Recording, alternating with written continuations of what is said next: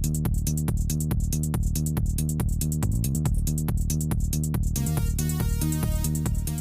Friends, welcome back to Hindi knowledge word show. आज तारीख है 11 मई 2022 है, वार बुधवार। आइए बात करते हैं आज के मुख्य समाचार टुडे अपडेट के साथ। देश भर की तमाम खबरों पर डालते हैं एक नज़र। गर्मी की उल्टी गिनती शुरू और उत्तर मध्य भारत और सिर्फ 13 मई तक चलेगी लू। इसके बाद पारा गिरता जाएगा। तेज़ गर्मी झेलते लोगों के लिए राहत भरी खबर है। मौसम विभाग ने कहा है कि 13 मई के बाद राजस्थान को छोड़कर देश में कहीं भी लू चलने के आसार नहीं है। हालांकि 11 से 13 मई तक दिल्ली, पंजाब, हरियाणा, उत्तर प्रदेश और आधे मध्य प्रदेश में गर्मी बढ़ेगी, लेकिन 14 मई से तापमान में लगातार गिरावट आना शुरू हो जाएगा। तापमान में गिरावट की स्थिति जो है वो 24 मई तक रहेगी। हालांकि उसके बाद कुछ दिनों तक तापमान में हल्की बढ़ोतरी हो सकती है। लेकिन केरल में मानसून के दस्तक देते ही पूरे मध्य भारत में प्री मानसून एक्टिविटी और बारिश शुरू हो जाएगी। कुतुब मीनार के बाहर यूनाइटेड हिंदू फ्रंट के लोगों ने किया हनुमान चालीसा का पाठ, नाम बदलकर विष्णु स्तंभ करने की मांग। यूनाइटेड हिंदू फ्रंट के अंतर्राष्ट्रीय कार्यकारी अध्यक्ष जय भगवान गोयल ने अन्य हिंदू संगठनों के साथ मंगलवार को कुतुब मीनार परिसर में हनुमान चालीसा का पाठ किया। हिंदू संगठन महाकाल मानव सेवा के सदस्य कुतुब मीनार के पास विरोध कर रहे हैं। उनकी मांग है कि कुतुब मीनार का नाम बदलकर विष्णु स्तंभ किया जाए। हिंदू संगठनों का कहना है कि कुतुब मीनार परिसर स्थित मस्जिद के ढांचे पर लगी सभी जो मूर्तियां हैं उनको निकालकर उन्हें प्रतिष्ठित किया जाए और वहां पूजा करने की अनुमति दी जाए। ताजमहल पर सुनवाई। अब 12 मई को वकीलों की हड़ताल के चलते नहीं हुई सुनवाई। 20 कमरे खोलने की याचिका में दावा, तेजो महाल्य मंदिर है ताज। हाईकोर्ट की लखनऊ बेंच में एक याचिका दायर की गई है। इस याचिका में ताजमहल के बंद 20 कमरों को खोलने का निर्देश देने की मांग की गई है। कल याचिका पर सुनवाई होने वाली थी, जिसके बाद इलाहाबाद में वकीलों की हड़ताल के बाद फिलहाल इसे टाल दिया गया है। अब सुनवाई जो है 12 मई को होगी। ताजमहल के इतिहास जानने के लिए फैक्ट फाइंडिंग कमेटी मांग वाली याचिका कल जस्टिस देवेंद्र कुमार उपाध्याय और जस्टिस सुभाष विद्यार्थी की पीठ में सूचीबद्ध थी। हालांकि कल हाईकोर्ट में अवध बार एसोसिएशन ने कार्य न करने का प्रस्ताव पारित कर रखा था, लिहाजा सुनवाई को फिलहाल टाल दिया गया है। अगली सुनवाई जो है 12 मई को होगी। बताते चलें कि मुकदमों की लिस्टिंग में देरी और अव्यवस्था को लेकर इलाहाबाद और लखनऊ दोनों जगहों के अधिवक्ताओं ने कार्य बहिष्कार का निर्णय किया है। नागपुर रेलवे स्टेशन पर मिला विस्फोटक से भरा बैग। कल जांच के लिए पहुंचेगी महाराष्ट्र एटीएस टीम। बैग में बरामद हुई जिलेटिन की 54 छड़ें। नागपुर रेलवे स्टेशन पर पुलिस बूथ के पास जिलेटिन से भरा बैग बरामद हुआ।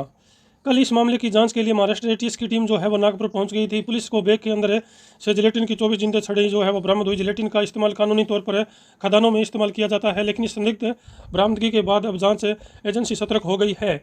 ऐसी जिलेटिन की छड़ें उद्योगपति मुकेश अंबानी के घर के बाहर खड़ी एक स्कॉर्पियो से भी बरामद हुई थी। इस यू के मालिक मनसुख हिरेन की बाद में हत्या कर दी गई और इसी मामले में कई पुलिसकर्मी अभी जेल की सलाखों के पीछे हैं। एनआईए के आज भी इस मामले की जांच कर रही है। दिन में 20 श्रद्धालुओं की मौत है। 4 धाम यात्रा में ज़्यादातर मौतें हार्ट अटैक की वजह से।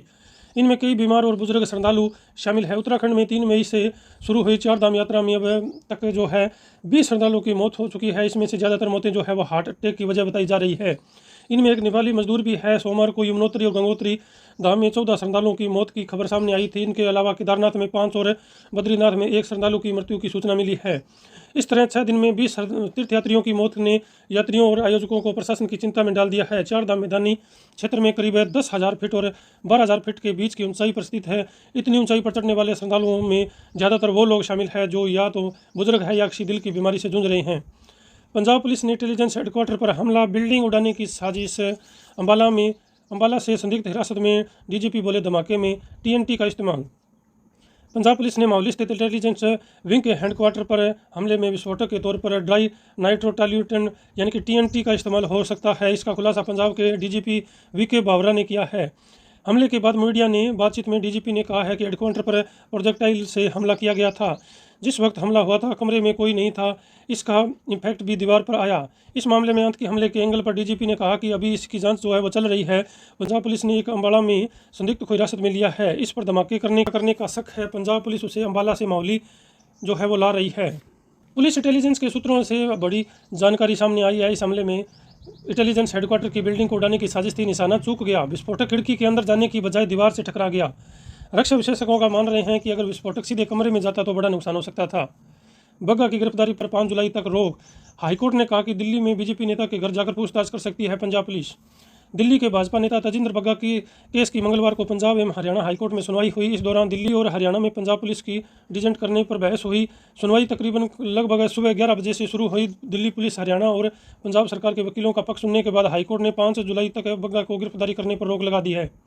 हालांकि हाईकोर्ट ने यह भी कहा कि पंजाब पुलिस चाहे तो इस दौरान दिल्ली में बग्गा के घर जाकर उनके से पूछताछ कर सकती है। बग्गा पर अरविंद केजरीवाल के खिलाफ टिप्पणी के बाद मोहाली में स्टेट साइबर क्राइम थाने में भी केस जो है वो दर्ज किया गया है। श्रीलंका में गृह युद्ध का खतरा। पूर्व PM Mahindra Rajapaksa naval base में छिपे बाहर प्रदर्शनकारी मौजूद।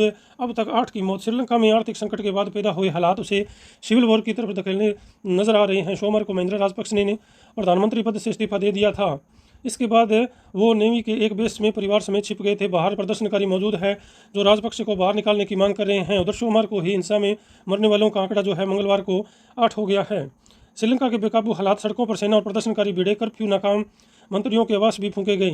श्रीलंका में बेहद खराब आर्थिक हालात की वजह से पैदा हुए संकट अब एक और सिविल वॉर की तरफ बढ़ता जा रहा है। सोमवार को प्रधानमंत्री महिंद्रा राजपक्षे ने इस्तीफा दे दिया था। इसके बाद जो भी हुआ उसको किसी की कल्पना नहीं थी। राजपक्षे परिवार के समर्थकों और विरोधियों के बीच सड़कों पर खूनी संघर्ष हुआ।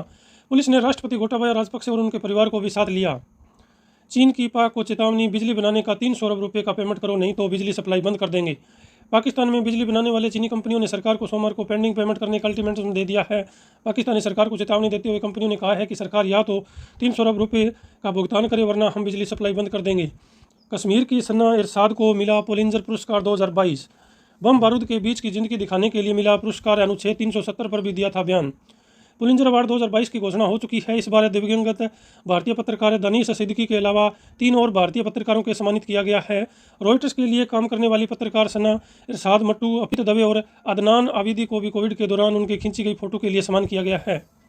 स्कूल में 11 मई यानी कि आज से हो गई है गर्मी की छुट्टियां। बढ़ती गर्मी के कारण 7 दिन पहले होगी छुट्टियां, आदेश जारी। राजस्थान में मई महीने में भीषण गर्मी के सारे रिकॉर्ड तोड़ दिए हैं। तेज धूप और लू के थपेड़ों ने जहां आम आदमी को बेहाल कर दिया, वहीं शिक्षा विभाग ने लगातार गर्मी के बाद स्कूलों में गर्मी की छुट्टियों के समय को भी बदल दिया गया है। ऐसे में अब 17 मई से शुरू होने वाली गर्मियों की छुट्टियां 7 दिन पहले यानी कि 11 मई यानी कि लगभग आज से सोमवार रात माध्यमिक शिक्षा बोर्ड के निदेशक गौरव अग्रवाल ने इसके आदेश जो है वो जारी कर दिए गए हैं। शिक्षा विभाग के आदेश के अनुसार बुधवार को 11 मई से प्रदेश की सरकारी और निजी स्कूलों में सत्र के अंत तक अवकाश रहेगा। हालांकि शिक्षकों को अवकाश नहीं दिया जाएगा। इस दौरान शिक्षक परीक्षा परिणाम तैयार करने के साथ ही आगामी सत्र के लिए भी तैयारी का काम संभालेंगे। वही जिन कक्षाओं का वार्षिक परीक्षाएं चल रही है वह पहले की तरह ही यथावत जारी रहेगी।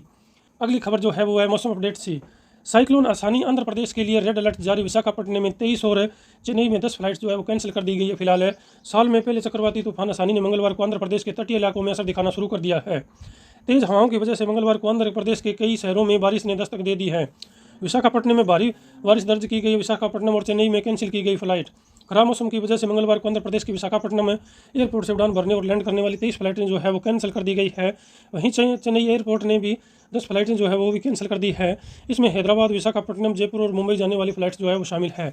मौसम विभाग के अंदर भुवनेश्वर के मुताबिक अगले 24 घंटों के अंदर उड़ीसा में मलकनगिरी, गजपति, गजम और पुरी जिलों में भारी बारिश होने की आशंका है। मछुआरों को 13 मई तक समुद्र तट से दूर रहने की चेतावनी दी गई है मौसम विभाग की तरफ से। मौसम विभाग के मुताबिक अगले 24 घंटों में बंगाल और उड़ीसा के तटीय इलाकों में 90 से 120 किलोमीटर प्रति घंटे की रफ्तार से तूफानी हवाएं चल सकती है। तो दोस्तों आज की वीडियो को हम यहीं फिनिश करते हैं। वीडियो आपको कैसी लगी? अगर वीडियो अच्छी लगी तो इसे लाइक और अपने दोस्तों को शेयर करना। अगर अभी तक हमारे चैनल को आपने सब्सक्राइब नहीं किया तो कर लें और जिन लोगों ने कर लिया उनका दिल से धन्यवाद करता हूँ। Thank you for watching video. Take care and good bye.